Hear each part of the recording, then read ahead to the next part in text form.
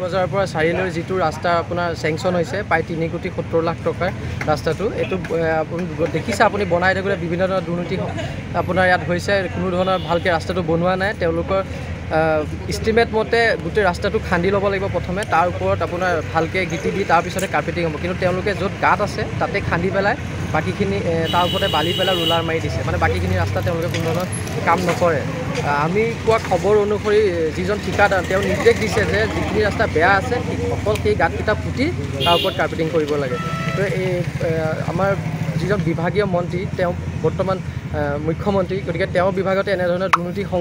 দুৰ্নীতি যদি সংঘটিত হৈ থাকে তেতিয়াহ'লে আমি ঢিং আঞ্চলিক ছাত্ৰ সন্থাই ইয়াত তীব্ৰ প্ৰতিবাদ সাব্যস্ত কৰিবলৈ বাধ্য হ'ম ঢিং বজাৰৰ পৰা ঢিং চাইলৈ যিটো গৌৰৱ পথৰ চেংচন হৈছিলে সেই গৌৰৱ পথটো 3,70,00,000 টকাত চেংচন হৈছে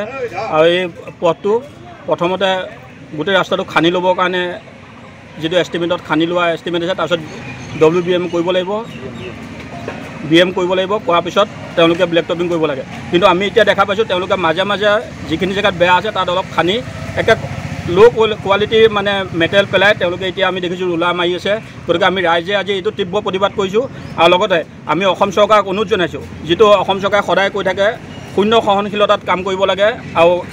ইয়াৰ যিজন ডিপাৰ্টমেণ্ট মন্ত্ৰী বিভাগীয় মন্ত্ৰী তেওঁ নিজে মুখ্যমন্ত্ৰী বা মুখ্যমন্ত্ৰী মহোদয়ক আমি অনুৰোধ জনাইছোঁ গতিকে এই কামটোত অকণ হস্তক্ষেপ কৰি